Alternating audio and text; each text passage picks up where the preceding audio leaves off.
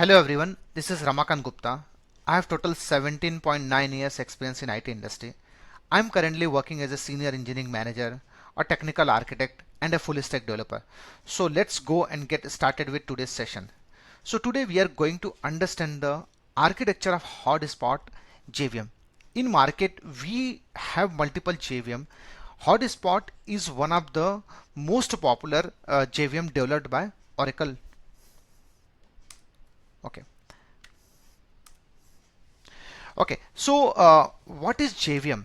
We know JVM stands for Java Virtual Machine, and what JVM guarantees that you write your program once and you can run the same program anywhere.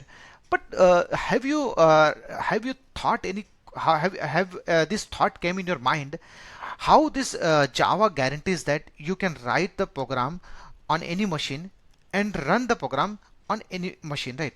How it's possible? So let's go a bit detail into that. When you write a Java program, what we do? We download a JDK which is specific to that machine, right? Suppose that you want to download, you want to write a program on Windows machine.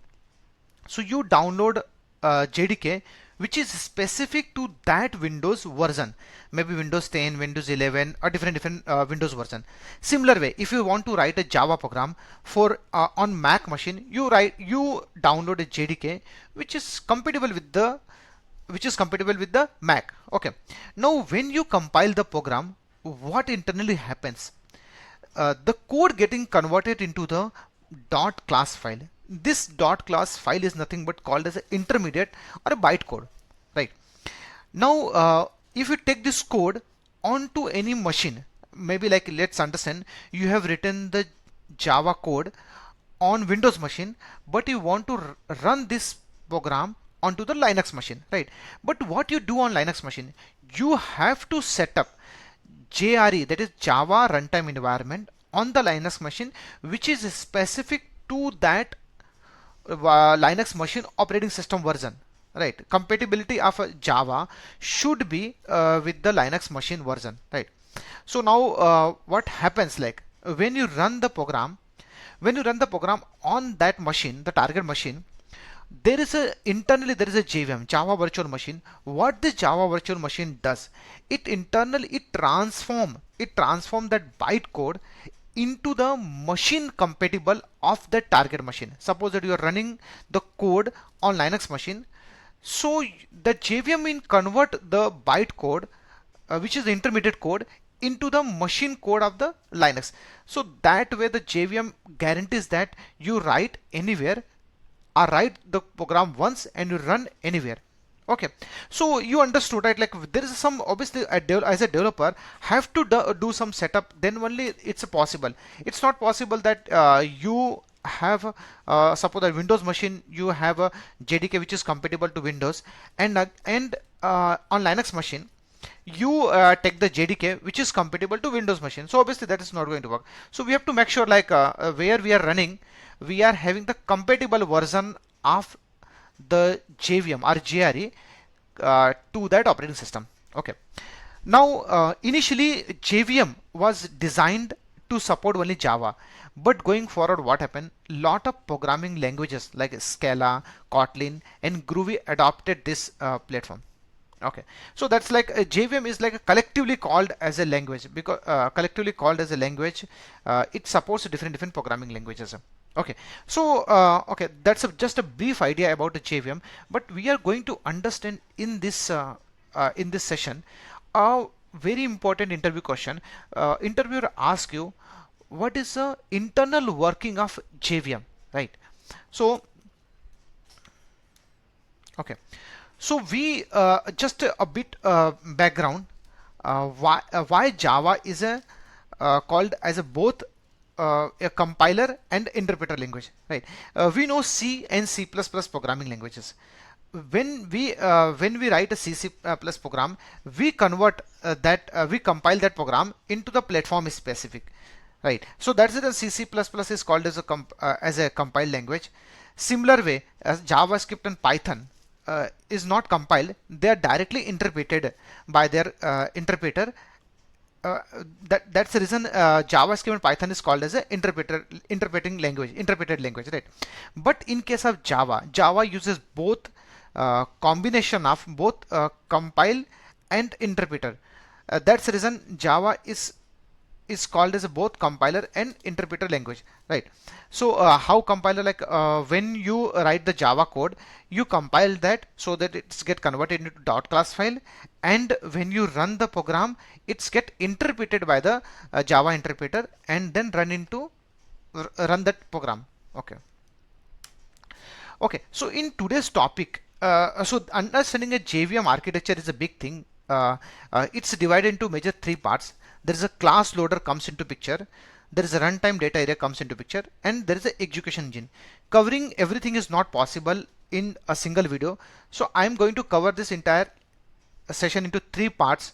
So in today's session, we are going to focus on the class loader, right? So okay, so let's understand. You write a program, okay? When you write a program, uh, you compile the program, okay? After compiling, what happens? Dot class file gets created, okay? Now when you run the program, what happens internal as part of the JVM architecture, what internal processing happens so that the system works properly, right? So I just shown in the previous slide, these three component, class loader, runtime data area, and execution engine comes into picture for the successful execution or successful running of your Java program. Okay, so what happens when you after writing the Java code, when you compile that code, it's get converted into dot class file, that is called a byte code or intermediate code, right? And what happened, there is a class loader comes into picture. What this class loader does, the class loader loads the first class which is holding your public static void main. This is the main class which gets loaded, and after that what happened, there is a other related classes gets loaded, and there is a linking, there is a initialization, lot of things happens, right? We'll go in detail. Okay, so basically what is the class loader? So class loader is basically is three part. Part is a loading of a class, second part is a linking, and third part is a initialization. So what is a loading? So loading, there are three classes. One is a bootstrap class, second is extension class, which is now called as a platform class after JDK 9 plus, and the third is a application class. So these are like the parent is a bootstrap, then there is extension or a platform class, and then next is a application class. Okay, so let's understand what this bootstrap class does. Okay, we know till JDK 8, right? Till JDK 8, there was a rt.jar file. Whenever you run the program, what bootstrap class, bootstrap is in the sense for booting up your Java, right? So what bootstrap class loader does, it loads all the standard Java packages like Java Lang, Java Net, Java Util, Java IO, all these standard packages from rt.jar. And where this rt.jar resides, it resides inside the Java home JRE lib directory, right? Apart from this rt.jar, there is some more jar file which this bootstrap classes uses to load the standard Java classes. Okay, so let me just go and show you where this rt.jar resides. So let me just come over here. If you see JDK, this is JDK 8. Okay, in till JDK 8, what was there? With your JDK, there is a one JRE folder also. This JRE folder is nothing but is used for running your Java program, right? So if you go under JRE, there is a lib, and if you see over here, there is a rt.jar file will be there. So let me show. So this rt.jar file. Okay. So what bootstrap class loader does, it loads all the Java related standard packages from this rt.jar, plus there is a lot of jars are there which this bootstrap class loader uses to load the classes, right? But going forward from JDK 9 plus, there was a structural changes into the JVM runtime, right? So what was the structural changes? What Java did, Java removed this Java has removed this JRE folder. It's totally it has removed the folder. And what Java did, they kept, let me just take one simple example. This is a JDK 17, so there is no GRE folder. Now all the Java classes or all the GRE related packages required, it has been bundled with the JDK itself, so there is no GRE folder. Second thing what it did, there was a huge structural changes. In the structural changes, Java has introduced uh, platform module system, PMS. So what is a platform module system? Previously, all the standard classes were available into the rt.jar and some respect to jar file. So it used to load all the classes, right? But from JDK 9 onwards, what Java has done, it has introduced the module system. In the module system, it provides the facility to the developer that you can build your own modules and you can define what are the classes you want to load while running your system. So basically you can write your code, Java code, as a module. You can build your Java application as a module application, right? And in your module you can define what are the classes, what are the packages will be loaded, right? So now thing is like means there is a different topic to understand, like how to create a module file, how to create a Java application as a module based application, right? So that's a different topic. But just to remember, JDK 9 onwards, rt.jar has been removed. Java has introduced a platform module system. As part of module system, Java has introduced a lot of modules. So let me just show you a simple example how to know what are the list of modules available in my Java.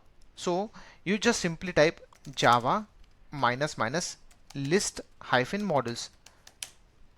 So these are the list of modules. If you see, these are the list of modules has been introduced in from in Java 11, right? Java base, Java compiler, and these modules have a lot of packages which is bundled in this module, right? Okay.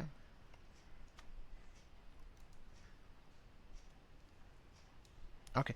Now what happened, like Java has introduced this under the lib. There is a modules file, image file. This is nothing but an image file. In this image file, all the modules which is delivered along with that JDK is available, right? And when I type that command, what it did, from this image file, all the list of modules which is delivered with this JDK has been shown, right? So it was Java 11, so my Java 11 is available over here. Okay, if I go over here, there is a under lib, there is a modules one image file. In this image file, all the modules are listed, right? And from where this modules code is available, under the jmods folder, all the modules are there. So if you just see this, all the modules will be displayed over here. Okay, now coming to this question, what changes for bootstrap perspective? Now what bootstrap has done, it loads the Java standard packages from the java.base module.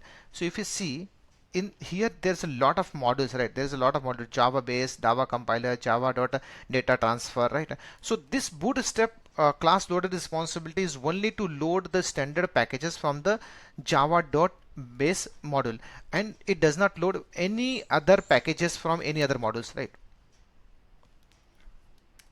Okay, now coming to the extension or platform class loader. In JDK, till JDK 8, right? What this extension class loader, till JDK 8, it used to named as extension class loader. What extension class loader used to do, it used to download, it used to load all the JDK, all the packages which is available under the, so let me just go under the lib, under the JRE, there is a lib, there is a extension. So all this jar, all the packages basically available under this jar, it used to load, right? So now going forward, what, as the module system has been introduced from JDK 9 onward, what this extension class loader, this extension class loader has been renamed as platform class loader. What this class loader does, it loads all the classes, all the packages for the platform, for the specific to that platform, right, from the different modules. So here there are a lot of modules, right? So just like Java compiler is there, Java SQL is there. So what it does basically, this platform class loader loads modules other than Java base, and it loads modules like Java class, Java.sql, Java XML, Java logging, Java desktop. Means a lot of modules it loads, which is specific to the platform. Okay.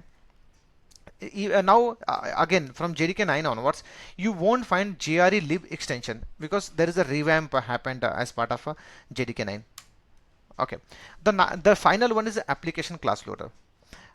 We know, like when we run a Java program, we give Java and if you want, you can specify the path of the class directory, right? So what this application class loader does, whatever the class path you defined while running your program, in that class path, whatever the dot class files are there, it will load into the JVM memory, right? But going forward from JDK 9 plus, right, since it's a module based system, now Java has given control to the developer that you can create your own module. You can create your own module, and whatever the class or whatever the package you define in your module, only those packages will be loaded within while you run the Java code, right? So now thing is like, if you have developed the application, if you developed the application which is a module based, right? So what will happen, whatever the modules you defined under the module info Java, those modules only will be loaded, right? But if your application is not Java module based, right, so whatever the class path you defined while running your Java, all the dot class files will be loaded from that class path. That makes sense, right? Okay. Okay. Next comes the linking. So till now what we have done, we have loaded all the relevant classes into our JVM. So next comes the linking. In linking phase, what we do, we basically, if you just see, let me just come back to this thing. Okay. In linking phase, basically what happened, we do three things. We verify, we prepare, and then we resolve. So what is verify and what is prepare and what is resolve? So if you see the verify, in verification what we do, we have a dot class which is loaded to a memory into the JVM, right? Now there is, let's say one example, you have written the Java using the JDK 11, right? But while running, you are running using the JRE or JDK 8, right? So what will happen? What happens? We get this error that this is incompatible, right? How this happens? During the verification phase, what JVM does, there is a verification during the verification phase, what internally checks, it checks whether the all the constant and rules which is defined in the JVM, whether it's meeting or not. So this is one of the check, right? Because of that it fails, and it says like, because the code is incompatible. Let's take another example. We know that a final class cannot be extended, right? But in while running the code, while you're developing the code, you extended the final class, right? So during the verification phase, what will happen, it checks this rule, and as you have extended the final class, it will reject, it will throw out the error, right? So all these things are taken care during the verification phase. Okay. Now in the preparation phase, so the main purpose of preparation phase is to allocate the memory for the static variable of the class, right? Static field of the class, right? And give it a default value. So let's take a simple example. Here I have one class. In this class, static int x equal to 42 here. So when the preparation phase will run, it will allocate this for this static field x, it will allocate a memory, and it will initialize its default value to 0. Similarly, if for this string str, it will allocate a memory and it will set its default value to null. Similar way, for this flag, boolean flag, it will allocate a memory and it will set default value to false. So the preparation phase main intention is to allocate memory to the static field, only static field, right, and set the default value to the static field. Okay. Okay, so what is the resolution phase? So when you write a program, right, in this program you have written string system.out.println, from where this out is being referred, from where this string is being referred. So these are like internally there is a symbolic references gets created, right? But in this phase resolution, it replaces the symbolic references with the actual references, actual memory location, or actual references of the class, right? So a string basically comes from java.ling package, right? So so here this is nothing but this string is a class, right? So here this class reference, the symbolic reference is replaced with the actual class, right? Similar way, system.out, out is nothing but a static variable in the system class, right? So here out is a field. Let me just show you the simple example. Okay, so this is system class. In this system class there is a out is a field variable, right? So here what happened, from symbolic reference to the actual reference is it's being replaced during this resolution phase. Okay, println is a method, right, which is defined into the out, right? So instead of a symbolic reference, it replaces with the actual reference where the exact println method resides. Println method resides inside the print stream class. Okay, so if you just open here, you see println will be stored.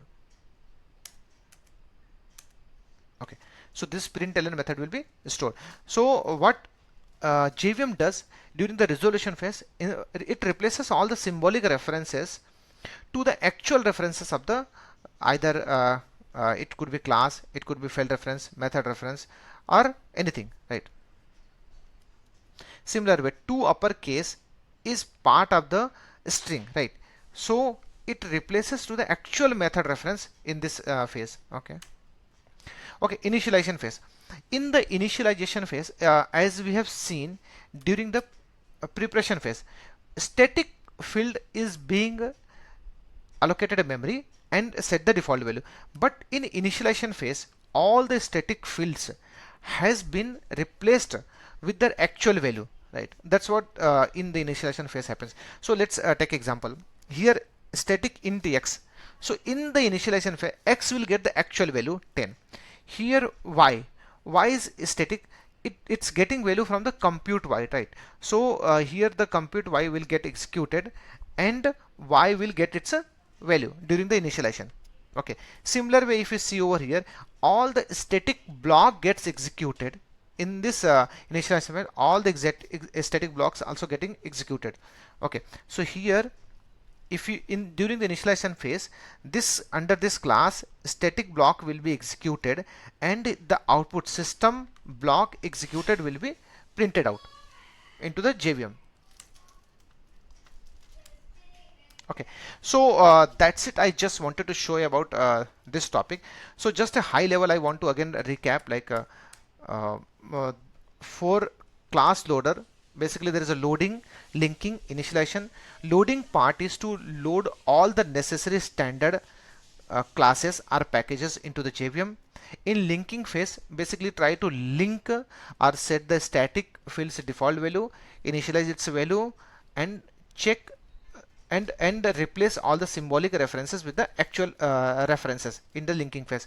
In initialization phase, it basically set the actual value of the static variable, right?